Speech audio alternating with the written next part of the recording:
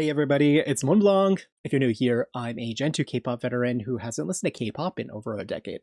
I'm back from the grave though, and I'm trying to learn about the new scene, which today means presenting the grand finale to my Aespa Week project. If you're just joining us, this is the fourth and final part of the series, but if you want to check out parts 1 through 3, I'll have them linked for you in the video description down below. Today will be a bit different from the other entries in our project, mostly because we don't have a new SMCU episode to explore. Instead, we're checking out the music videos for Girls and Welcome to My World featuring Naivis. I've also got the Girls stage video and the 2023 live performance of Welcome to My World from Aespa's Tokyo stop of their Sync Hyperline concert series. It's been a long journey, but with this, we'll finally be completing phase 1 of at least Aespa's part in the SMCU. So it's wild to think that this is only the opening act for this group, and I guess I still got a long way to go even after this. Okay, so I think that with Girls, we're probably going to get a little bit of additional additional viewpoints on the happenings from episode 3. And then I think that with Welcome to My World, we'll see Naivis come into the real world, since that's what she requested of those like weird deity things in the last episode. Hopefully. Hopefully they don't just like trash her in the garbage can or something. Okay, this is the Girls music video. Let's get started.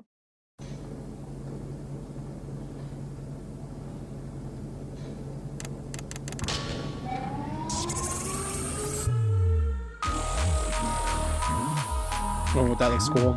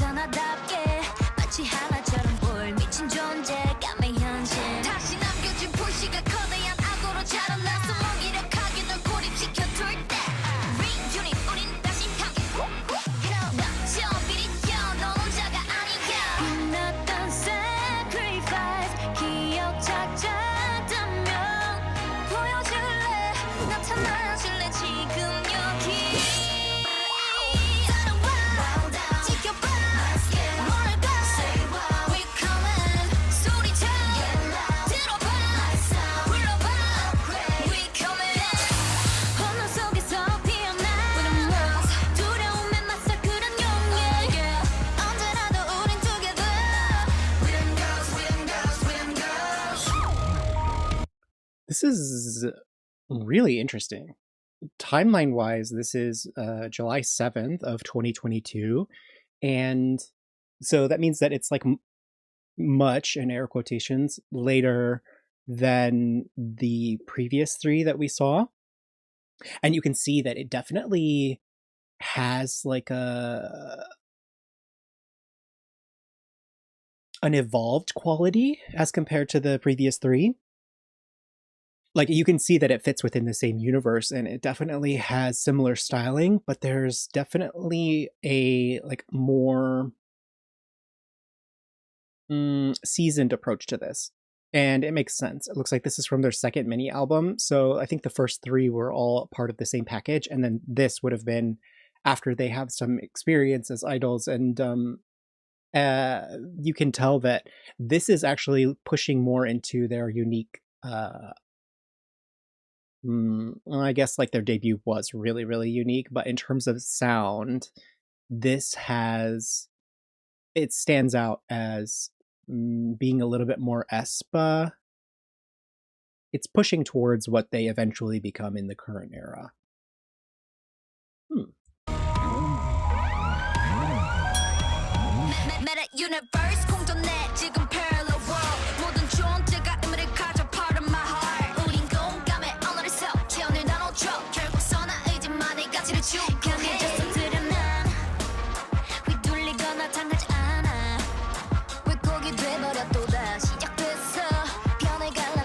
Cool.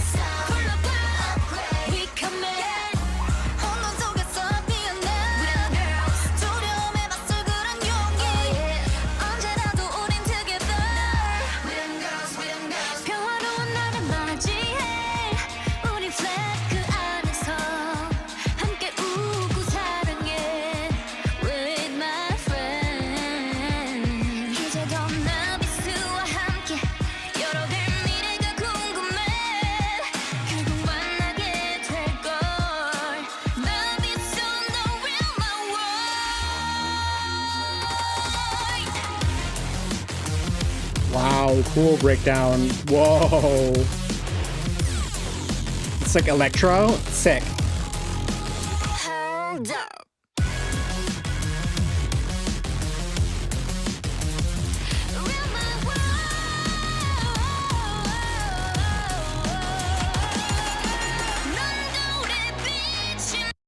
So instead of like, I guess, additional viewpoints on episode 3, I think that this is almost more of like a retrospective or like a wrap up. Yeah, this is very interesting. Like I said, it's definitely an evolution from what they were presenting or serving in their debut. So it's cool to see the kind of bridge that becomes like Supernova and Armageddon.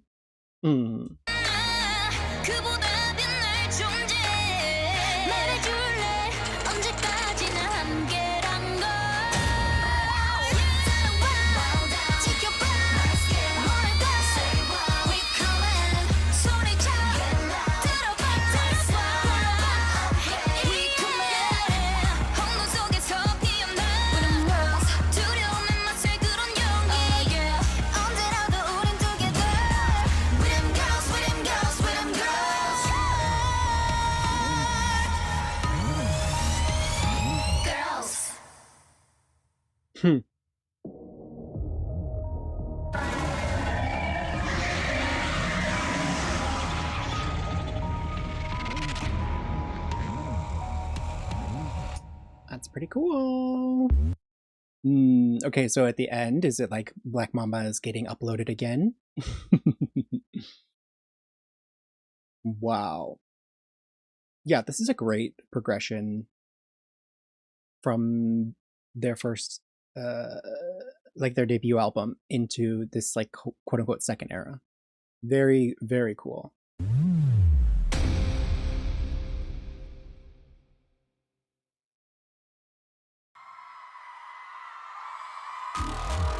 Okay.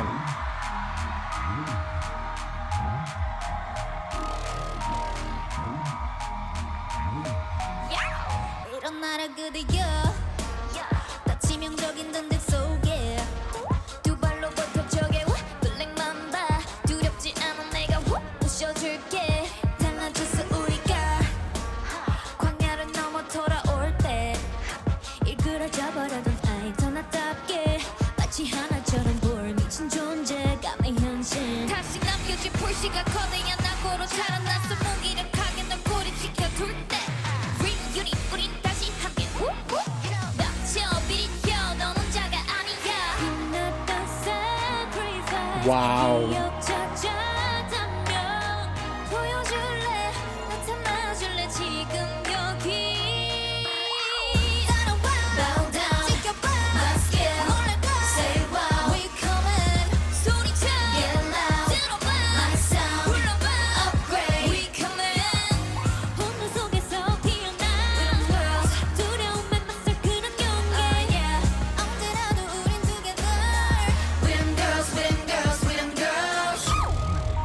This is really fascinating.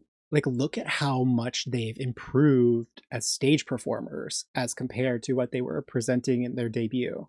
I mean, obviously, duh, they have like a whole lot more practice. And like at this point, they've actually been in front of crowds, whereas like when they were debuting, they didn't really have that opportunity because of the global circumstance. But yeah, they're like leveling up really quickly, it seems. So this is from SM Town Live in 2023. Wow. Even the choreography is more mature. It's definitely sharper. And I guess like the biggest difference from like debut to here is like you can see they have so much more confidence. Impressive.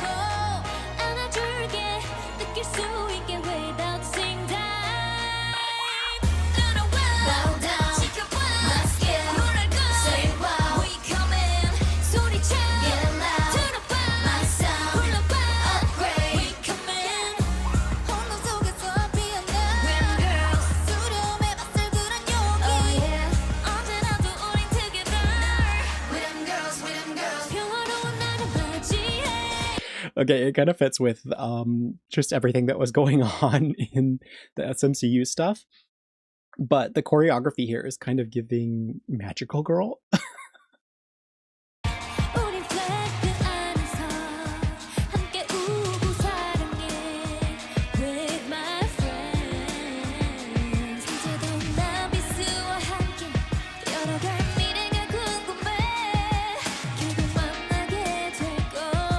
Beautiful.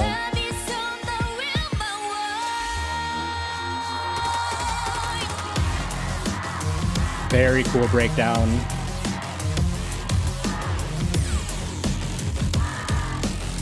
The band chants?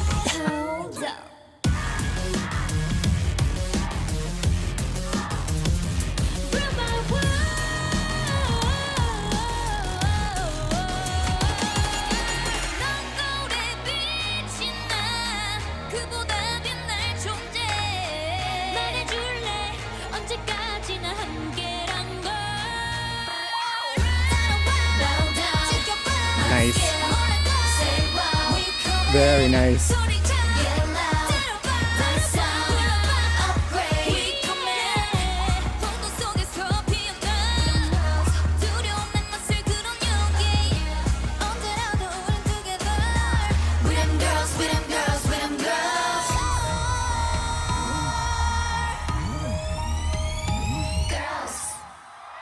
Wow.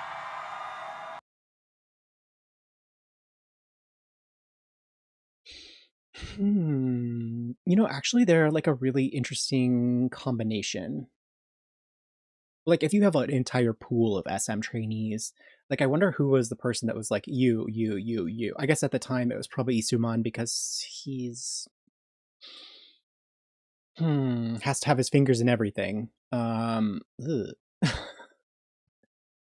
But yeah, it's like a really interesting collection of talent and vocal tone.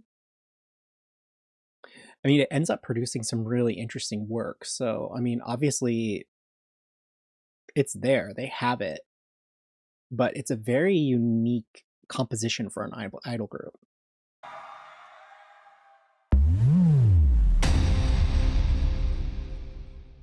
Okay, up next we have Welcome to My World.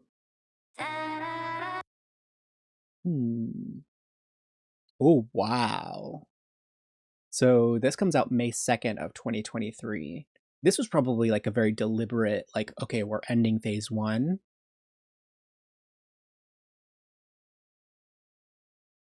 Question.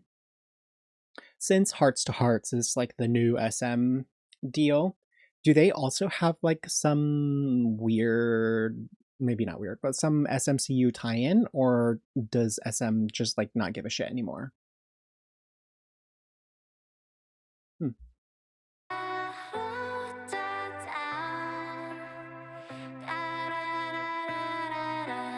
Oh, wow. Okay, I know it's like a no makeup look, but they look so pretty with like the minimal. Wow.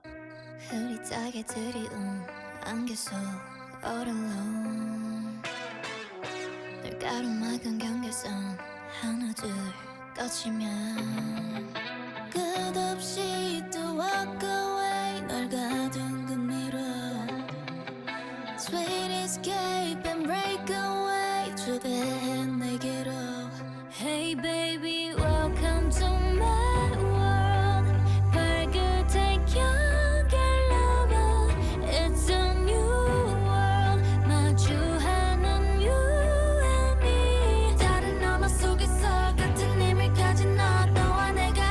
Ooh, pretty. Welcome to my world. Welcome to my world.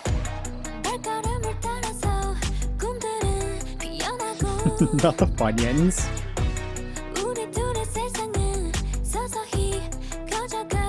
Wow. 서로를 담은 그 눈빛에 손 맞잡은 순간 서로 다른 두 세상이 꿈만든 순간.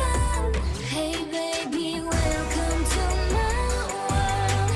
발끝에 경계를 넘어 It's a new world. 마주하는 you and me. 다른 너머 속에서 같은 힘을 가진 너. 너와 내가 하나라고 다시 한번 느껴져. Welcome to my world. Welcome to my world. I really, really like this.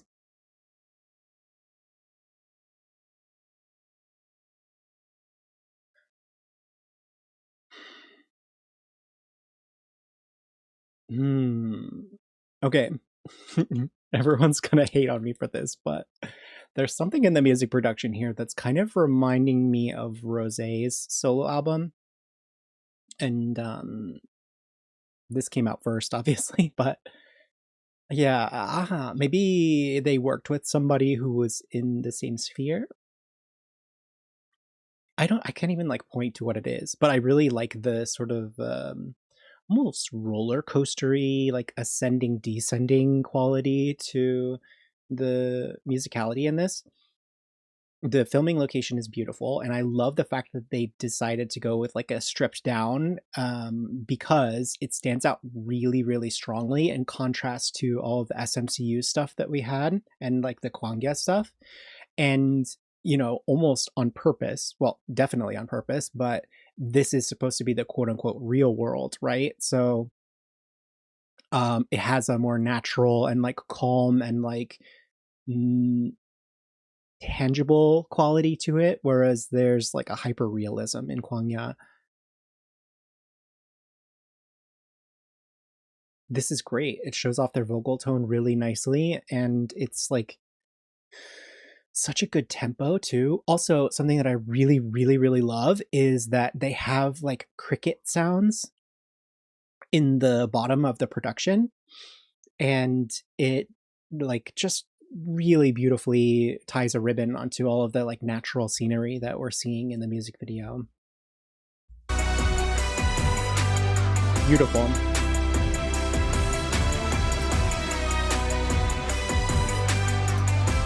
Welcome to my world.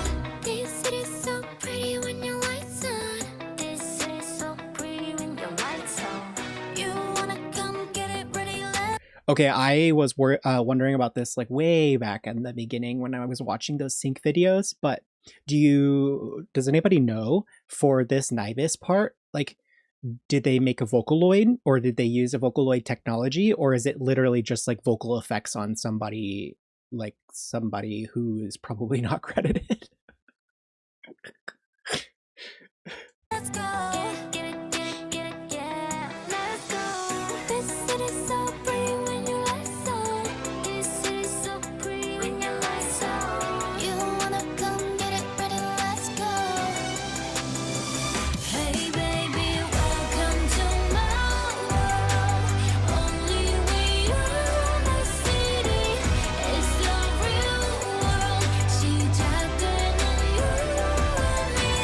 서로 다른 색으로 같은 꿈을 그릴 때 선명해진 목소리는 새로운 세계 깨우지. Welcome to my world.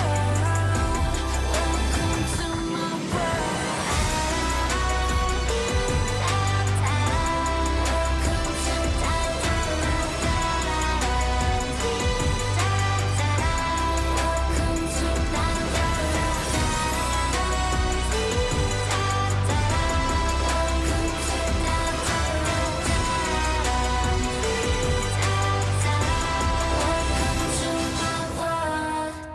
Yay! Yeah! Yay! Oh. what a beautiful wrap up. Oh my god, that's so sweet. Oh, and the song is like probably not probably. I will absolutely stand on this. It's my favorite thing that I have seen from them so far. Heard from them? Well, yes, both actually. I love this music video. It's so beautiful and like stripped back and mm, what a cool thing because she's like a digital entity. Well, maybe I still have questions about like Kwangya before digital age because of like what we saw at the beginning of episode 3. But yeah, it's like a digital existence that like is being birthed or is like welcomed into like the natural real world. Ah, what a beautiful juxtaposition. And also, this is so dumb, but like this is very much giving touch grass. And also considering the timeline and like, you know, they're making meta commentary with the whole Kwangya and like I approach to their debut, to have this as a sort of like, you know, by 2023 things are like getting somewhat back to normal, if you will, after a couple of years of roller coasters when it came to COVID and people being able to just like exist in the world without fear. So yeah, like a welcome back to the real world kind of situation. It's really, really cool approach for them to take as a closing flag for this era of the work. Wow, this is so beautiful. Wow. What does the performance look like then? Oh, this is gonna be so cool. Also, Tokyo Dome is so cool.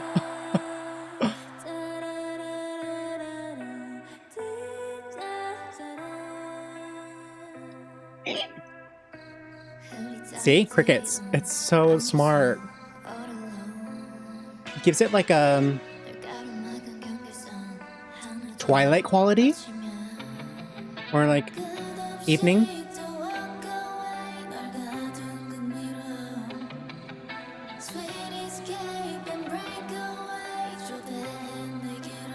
That hat is so cute.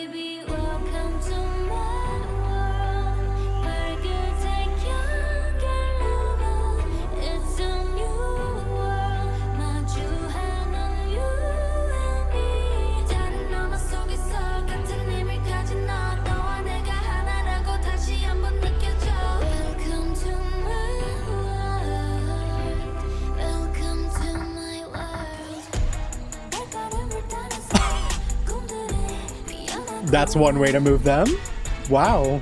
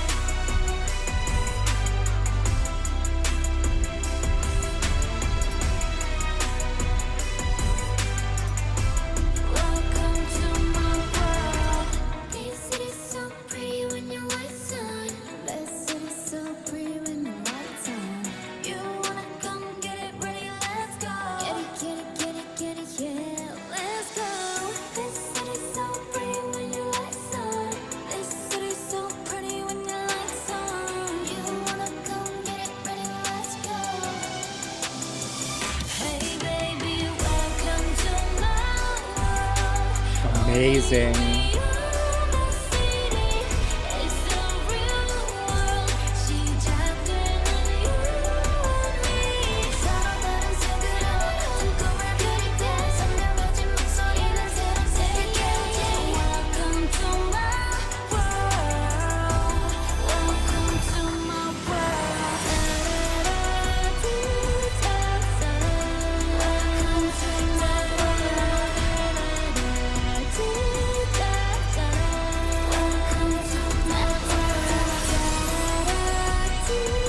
is a very cool stage.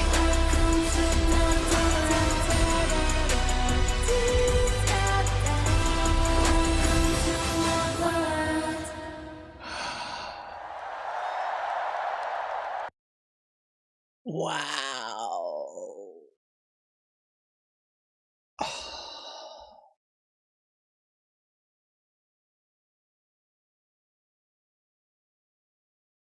What an amazing end to this week, but also like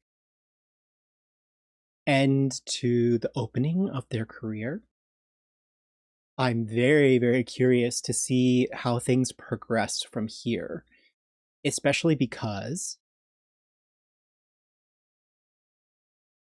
this is almost like a self-contained, it's like a chapter in their career, right? It's the opening. It's like it's presenting like a complete piece of artwork. But the question is like how much of this is about the narrative, and they obviously tied in the girls and their interests and like their quote unquote character in so many different ways into the product that they created. But I'm always interested, especially like mid to like quote unquote late idol career, when they're able to really settle into themselves and their work starts to speak more about who they are as artists rather than the sort of idea or like package that the company is creating. There's always like going to be a negotiation with that, especially because some companies some really like to keep the reins very tight, and it almost chokes out a unique character from time to time. But we do eventually get there, and I can see how, wow, this is probably my favorite part in this entire aespaWeek series. I feel like I feel like parts 1 through 3 are almost like the bud, if you will. Like the plant is sprouting and like the flowers taking shape, but then part 4 here with girls and Welcome to My World, it very much feels like a blossoming of them as artists, as creatives, and definitely as idols. Even the performance aspect of it, there's so many years later, so it makes sense that they're so much more advanced as performers, but it's really rewarding to see. And that's one of the cool things to consider about artists in general over the course of their lifetime, but especially K-pop artists, where they have so many different skills that need to be polished and perfected. Also, I think that, like I said, I think it's an interesting composition for Aespa, and like the girls that ended up coming together. I don't know if it's something that I would necessarily have chosen. And also, they seem very vocal specialized, which, well, vocal and image for sure. So it's also really cool to see their like dancing and performing skills start to sharpen up as well. Okay. I think that this has been a very successful deep dive week, and I'm super excited to see more from Aespa. If you have favorites from them, if you have things that you think I should check out next, I don't even know where to go from here. There's like the chronological take, of course, but there's a part of me that wants to see like more of a personal side. So I would definitely welcome recommendations if you think that you have some ideas on that front. Yeah, I guess that's it for me today, and I thank you so much for joining me this week. It's been a roller coaster ride, and I've been so happy and excited to get to know these artists who have had such a massive impact on the scene. So that's it for me today. Hopefully I see you in the next one, and if not, I'll see you somewhere else. Bye.